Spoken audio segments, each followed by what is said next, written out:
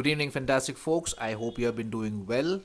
I am here with the next edition of Skibito Talks, and thank you for supporting us till now. Our last video got a lot of traction. It felt really nice, and thank you for the support.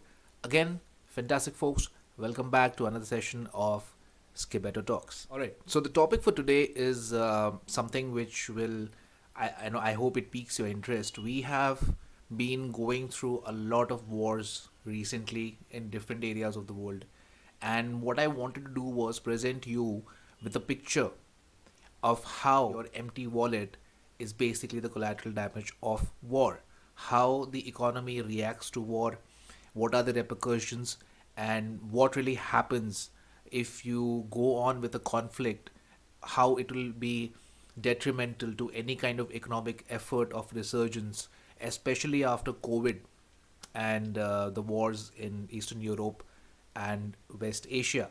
So that is going to be my focus topic for today. I'm going to explain to you why your empty wallet is just a collateral damage of war.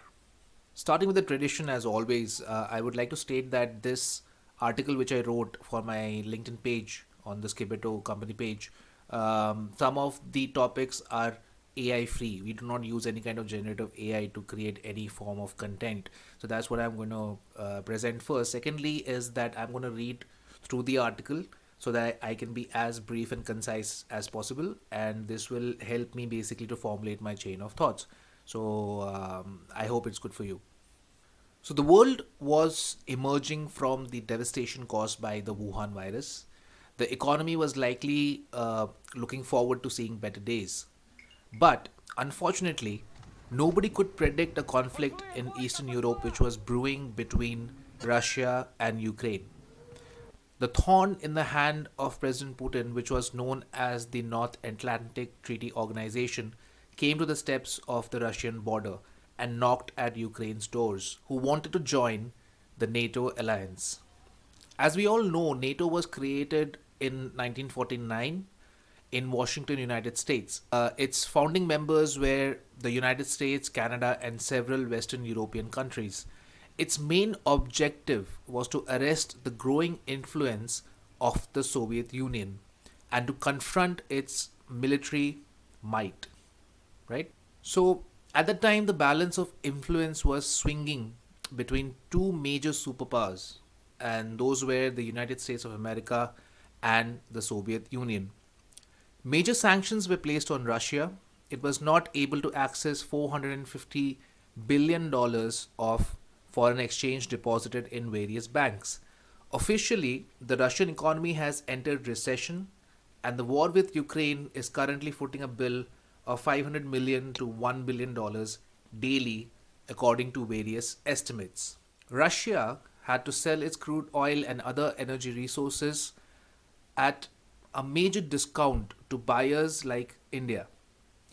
Europe, as of now, does not use Russian gas, and as the war escalated, the prices of crude oil increased, which increased inflation to an uncomfortable rate due to the increase in the price of goods. According to a study done by experts in the European Parliament, energy prices started to increase, and the monthly average market price for Brent crude oil went from $27 to $86 between April 2020 and January 2022. So the monthly gas prices, which were expected to be insulated from the crisis, reached a peak in January 2022 at 112.5 euros per megawatt hour. Notably, the rise stemmed from a reduction of imports from Russia. The economic shock amplified as the war escalated from February 2022 onwards. Within a few weeks, the price of gas exceeded 300 euros per megawatt hour. The monthly price in August settled at 236 euros, which was 1.8 times higher than January levels. Russian gas accounted for 45% of the EU's natural gas import in 2021, according to a report from the International Energy Association, also known as IEA. Europe lacked the infrastructure to import from alternate sources had a direct impact on their energy and food indices. The war has reinforced the growing inflationary pressures that materialized in 2021. Headline inflation in Europe was already above the 2% inflation target at the beginning of 2022. The year on year increase in prices reached 5.1% in January 2022. Since then, it has doubled, reaching a peak of 10.68% in October 2022. We can make an implicit assumption that all the changes in the price of oil, electricity, coal, wheat, and other food items, all this can be attributed to the conflict in Eastern Europe. The GDP of the European Union has been constantly on the slide down. The growth rate for EU was 3.4% in 2022, which was a 2% decline from 2021. The last time before this dip, there was another period of degrowth between 2019 and 20.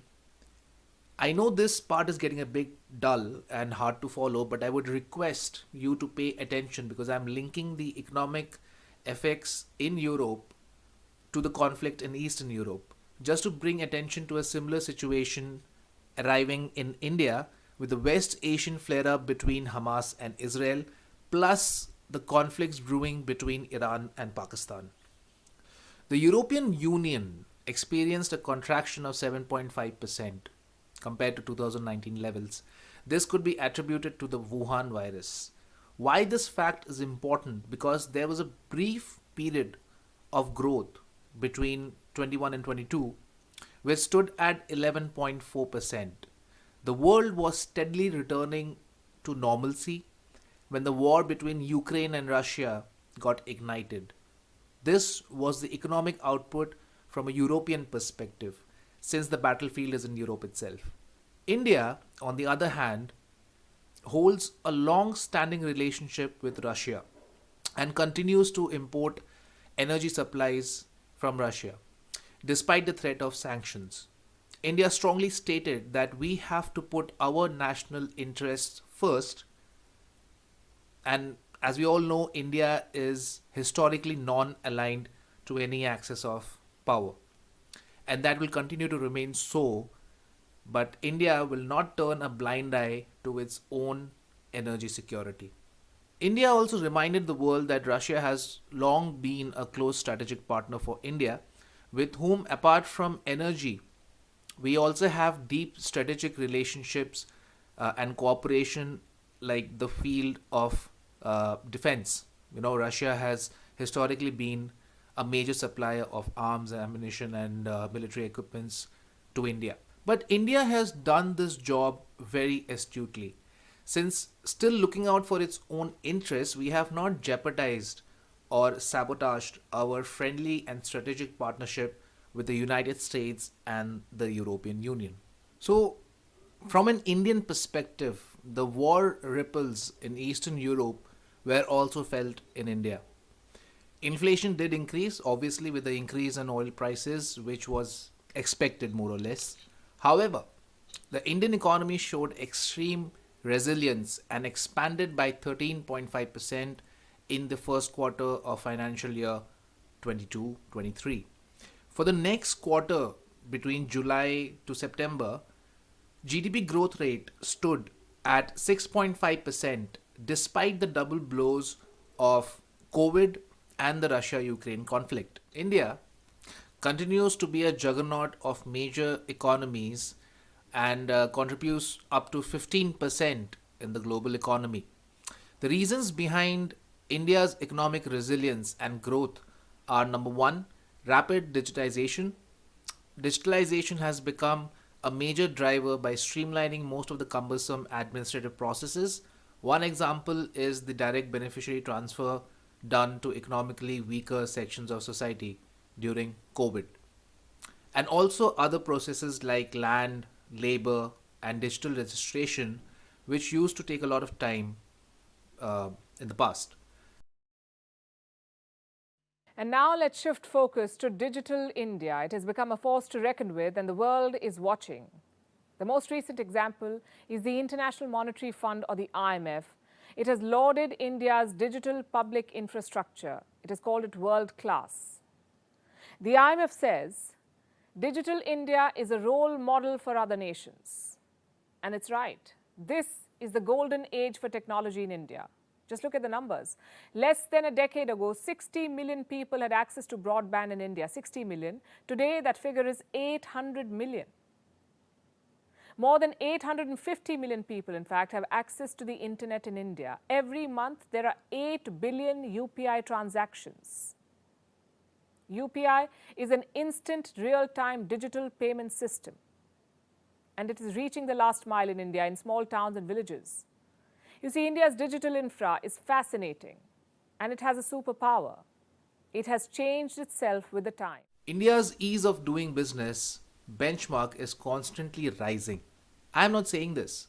These are the comments made by Kristalina Georgieva, Managing Director of the International Monetary Fund. The second reason she gave is the responsive handling of turbulent economic conditions through effective fiscal policies by the Government of India. The new budget signaled a commitment to fiscal consolidation while at the same time providing significant capital investment to drive growth and employment.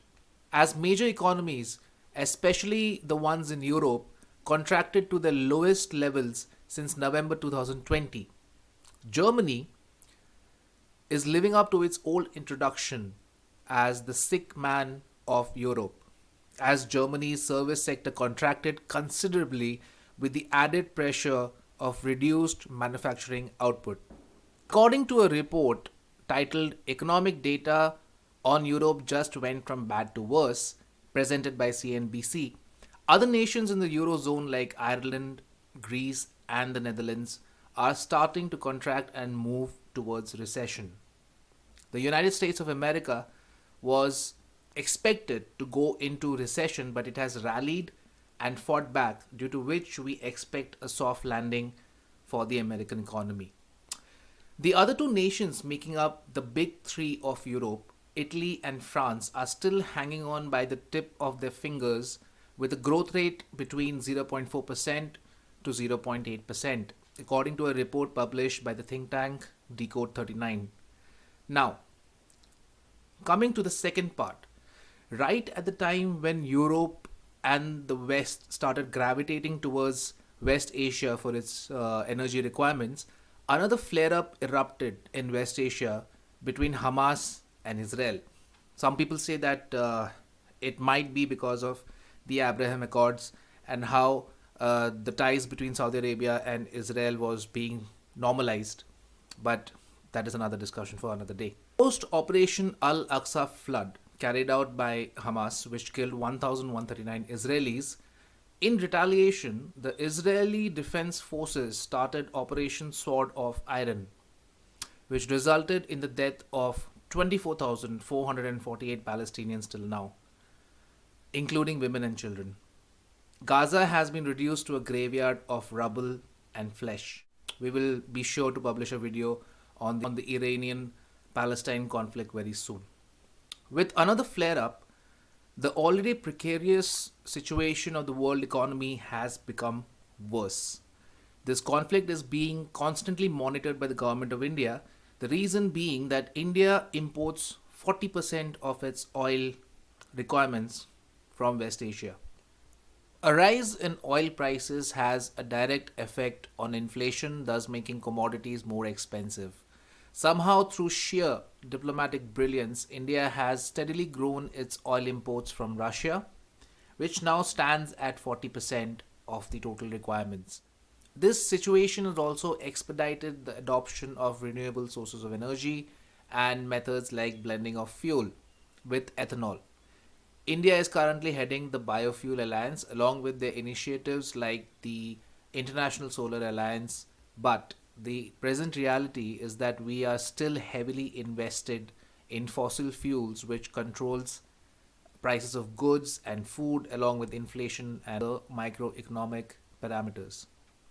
India has till now avoided any international sanctions from importing because of importing Russian oil, but it's a tight diplomatic walk on a rope, which is not an easy task with the two centers of mass, the USA and EU combined on one side, along with UK, and Russia and Iran on the other side. To add tinder to an open fire, proxy groups of Iran has extended the battlefield. The Houthis are raiding ships in the Red Sea, and there is chaos along the Strait of Hormuz and Bab el Mandab, through which flows 80% of the world's energy supplies. Israel is expanding its scope of war and conducting strikes in Lebanon, antagonizing the Hezbollah. Unlike Hamas, is a much more formidable force to fight. Hezbollah has more than 100,000 fighters who are well trained and well funded, along with an arsenal of precision missiles, drones, and area weapons such as cluster bombs. The last clash between the Israeli Defense Forces and Hezbollah was in 2006, resulted in a stalemate with Israel unable to prevail over Hezbollah. This led to a declaration that Hezbollah is the only Arab force which has challenged and won a war against Israel. The only stable source of oil for India is coming from Saudi Arabia, which is contributing to 20% of our energy requirements. But this source will most likely be disturbed by a new possible war front between Iran and Pakistan, as both countries have dropped missiles on each other's sovereign territory. Thankfully, the tension is starting to go away, with both sides quoting the strikes as an operation against militant groups. North Korea is also raising temperatures by launching missiles over South Korea, which are landing in the sea. So, India is slowly expanding its strategic petroleum reserves, which were set up in 2004 as a step towards meeting the objectives of India's energy security. Simply put, India has enough oil reserves to last for 3 years without the need for us to import even a drop of crude oil. But this is an extreme contingency measure. Like, for example, if there is a war situation uh, concerning India, we can still fight it without being dependent on any foreign support for oil.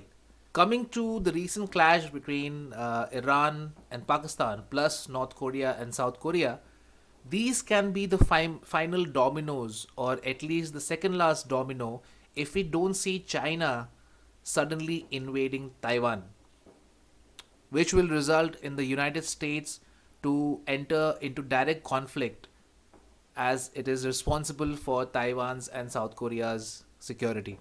Imagine if the entire North Korean missiles had led to casualties, then the world would see another flare up. Thus, there have become two axes of power. One group is the USA, NATO, Israel, EU, and UK, and the other one is Russia, Iran, China, and North Korea, along with its various proxy organizations. If you would like me to delve into the geopolitical factors which are pushing us closer to World War III, please do mention in the comment section. So this session was just focused on giving you a bird's eye view of the air of chaos around the world from an economic perspective, and more specifically about the effects in Europe due to the Russia-Ukraine conflict, and what can be similarly be faced by India if there are multiple conflicts in West Asia and Asia, Asian Indian subcontinent. So here I would also like to mention a famous line from George Orwell's book 1984, where the people of Oceania, or I would say Oceania, a dystopian, invasive, and totalitarian nation, chanted together that war is peace. Thank you.